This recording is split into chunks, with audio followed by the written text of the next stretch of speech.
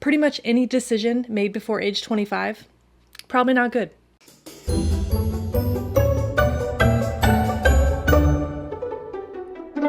Hi guys, welcome back to another episode of Crue Trime, Crue Trime, Crue Trime, Crue Trime, Crue Trime. If this is your first time here, I'm sorry. I'm about to ruin your day. My name is Sarah, and what I do here is tell you a terrible story to ruin your day and put on my makeup at the same time. So if that sounds like fun to you, you are in the right place. So make sure you subscribe to this channel, hit the bell notification, and then you will never miss one of my terrible stories. A little bit of housekeeping before we get too far into the story. Yes, I'm putting on makeup while I am telling the story, but I don't talk about it. So if you want to know what it is, look down in the description box because everything is linked. So today's story is fairly recent, although not completely resolved, but pretty close. This is the story of Nohema Graber. Nohema Castillo was born on November 10th, 1954 in Xalapa, Mexico to Noe Aguilar and Maria Castillo. She grew up with 4 brothers and a sister, and after graduating from high school, Nohema worked for 17 years as a flight attendant for a Mexican airline. She also studied to be a commercial airline pilot. And she became one of the first women in Mexico trained to fly passenger jets. Isn't that cool? On October 4th, 1986, Nohema got married to a guy named Paul Graber. So they had actually met many years before as teenagers. Paul was an exchange student in Mexico. He was from the United States. And then years later, they reconnected as adults. Remember, Nohema worked for the airline, and Paul, I guess, was like on a layover or something nearby. Anyways, they reconnected and they got married. They started out living in Nohema's native Mexico, but then later when they started to build their family, have children, they decided to move to the United States. And in 1992, they moved to Iowa where they were going to raise their kids, Christian, Jared, and Nohema Marie. They really wanted a very quiet, family-centered life, so they moved to Paul's hometown of Fairfield, Iowa. Nohema was actually quite religious. She was a devout Catholic, and she was a very proud Latina woman. And what I mean is she worked as a liaison with the Latino community. You know, she attended Latino family functions, quinceañeras, baptisms, birthdays, anything that she could to kind of join in, build community, and anytime there was dancing to be had, she was there. When the children were younger, Nohema stayed home, but as they grew up, she decided that she wanted to go back to school. She got her bachelor's degree in English, and she got a teaching certificate. She loved working with kids and had always wanted to do so kind of, professionally. So she worked as a Spanish teacher, first at Ottumwa High School, and then later at Fairfield High School. Nohema loved teaching, and she loved sharing her culture and life experience with the students. She was very committed to ensuring Latino parents with, language barriers were involved in their children's events at school. So she made sure to personally reach out to them to keep them involved. So she was described by many as incredibly warm, supportive, and encouraging. You know how it is when you're learning another language, you kind of get self-conscious that you're not saying it right. You feel kind of silly, but she would coach the kids to be more secure when you're speaking Spanish and any other time. She was described as a humble leader with an undeniable influence. Faculty, the students, the parents, everyone loved her. On November 2nd of 2021, Nohema didn't come home from work. So it's important to note that during this time, Nohema and Paul were no longer married or living together. They had divorced back in 2016, but they still maintained a very close friendship and a co-parenting relationship. So it wasn't necessarily weird for Nohema to be a little bit late coming home from school. She would often stay after to help tutor students and whatnot. But when she still hadn't made it home by the late evening, that was very odd. And Paul checked, but her vehicle was not at her home or still at the school or anywhere else that she should be, Paul gave it kind of overnight, and he waited until the next morning, 8:30ish, to call the police to make their report. Also, Fairfield High School had called the police to, report Nohema missing because she didn't show up which was very out of character for her. So the police response was quick. It's a small town, remember? So they learned that after work, typically around 4 p.m., Nohema would go to nearby Chautauqua Park, nearby to the school, and she would get in her daily steps before she went home in the evening. So police started there. Now, Nohema's van was not parked in the parking lot, but they searched the park and the walking trails anyway, and they pretty much immediately confirmed the worst.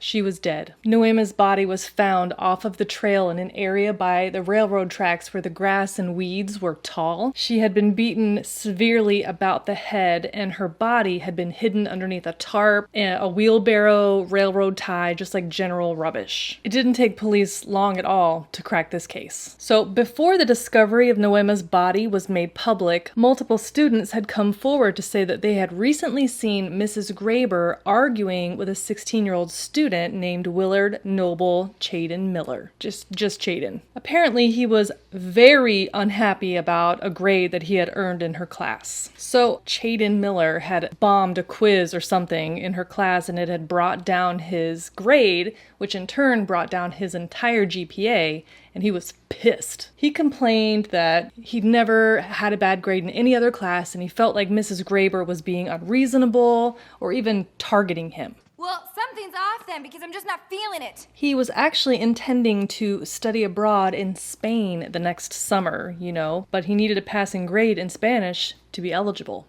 Those are the rules. Now, here's the thing about Senora Graber. She was encouraging, yes, but she was very serious about grades. She didn't give grades, She expected her students to complete their assignments in order to earn their grades. That's how grades work. Also, this kid, Chaiden, you would think that somebody who was planning to study abroad and was very worried about his GPA would be like some kind of scholar. Well, this kid was not a valedictorian, okay? Records show that his grades were just, average. Also, when they dug a little deeper, they uncovered that Chaiden had one disciplinary report regarding the use of a cell phone in class and the refusal to turn it over. What class was that? Mrs. Graber's class. It seems, not good on the surface for Chaiden Miller. He's kind of entitled, bratty, and he's got a problem with Mrs. Graber. Let me put on my eyebrows. BRB. Okay.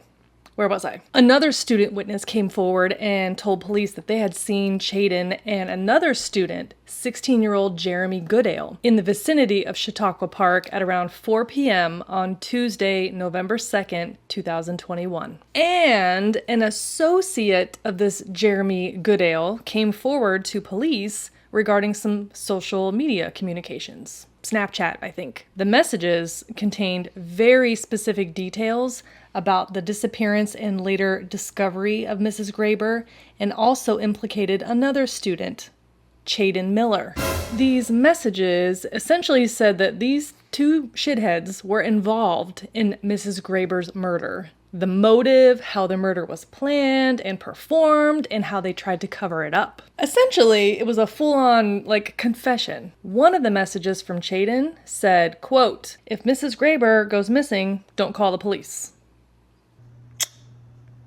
What? Another message from Jeremy said, "Chaiden put her down, I finished her off."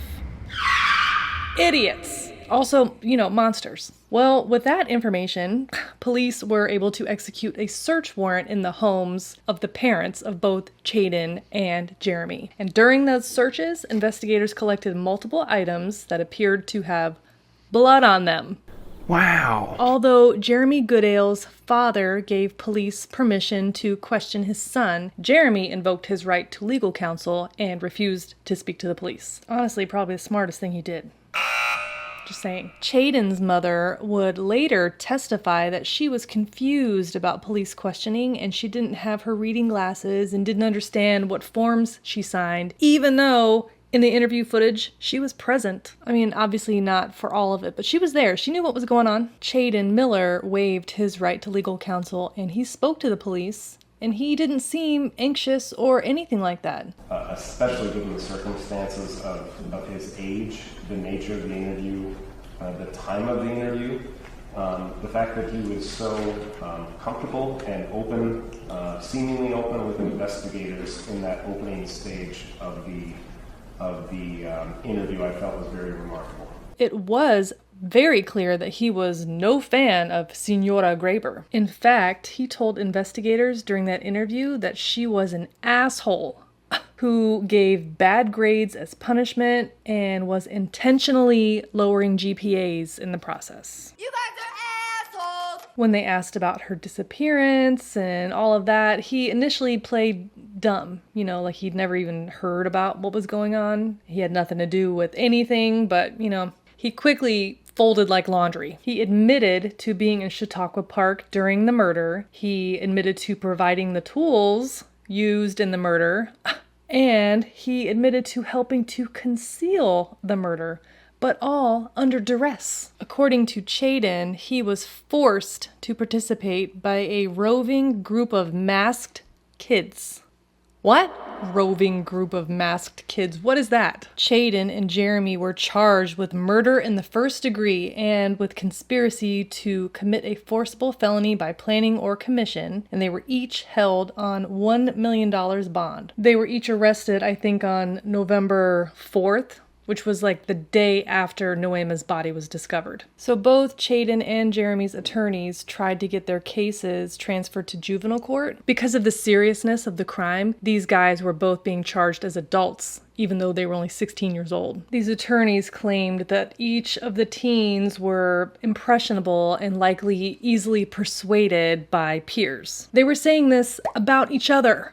Well, these motions were denied. At any rate, the case never went to trial because both Chaiden and Jeremy pled guilty to the charges before the trials were supposed to start.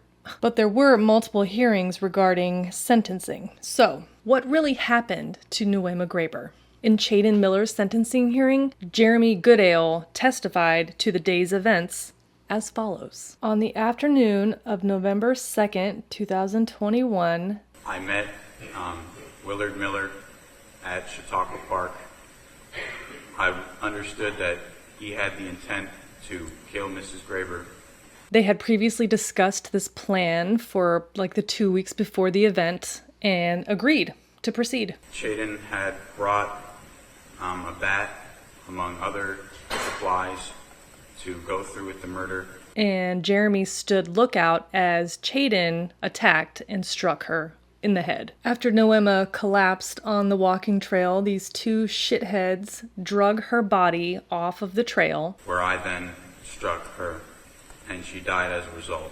They removed any evidence they could, any of the blood on the trail. They kind of like kicked with their feet covered with dirt, you know what I'm saying? They concealed her body with a tarp, and then they took her van and drove it away, leaving it at the dead end of Middle Glasgow Road. After they dumped the van and they were walking back home, they called a friend and asked them to pick them up and give them a ride, which they did. Later that night, Jeremy and Chaiden snuck out of their homes, their parents' homes, and they returned to Chautauqua Park. Jeremy brought with him a wheelbarrow, and Chaiden was already there at the park with a flashlight and a container of water. He was trying to locate any of the extra blood and kind of pour the water on it to diffuse it or remove it somehow. Then they loaded up Nohema's body onto the wheelbarrow and carried her deeper into the park. They dumped her body in a more remote area of the park, at least in their mind. Then they covered her body with the tarp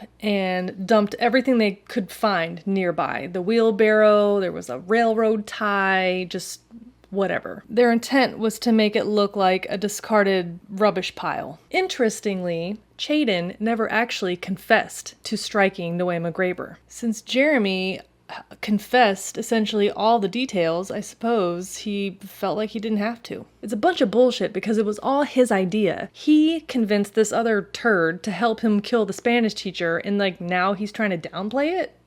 That makes no fucking sense!